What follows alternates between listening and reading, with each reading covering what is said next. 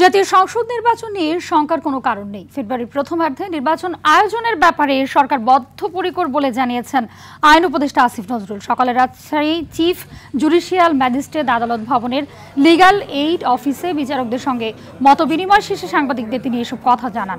তিনি আরও বলেন, রাজনৈতিক দলগুলো একে অপরের ও সরকারের উপর চাপ সৃষ্টি করতে বিভিন্ন কথা বলে। তাদের এসব কথায় জনমনে নির্বাচন নিয়ে শঙ্কা তৈরি হয়েছে বলে মন্তব্য করেন উপদেষ্টা। নির্বাচন নিয়ে আশঙ্কার কোনো কারণ দেখি না। আমরা সরকারের পক্ষ থেকে ফেব্রুয়ারির প্রথমার্ধে জাতীয় সংসদ নির্বাচন আয়োজন করার ব্যাপারে বদ্ধপরিকর। এটার সাথে সম্পর্কিত বা এটাকে বিলম্বিত করার কোনো ইস্যু আছে বলে আমরা মনে করি না।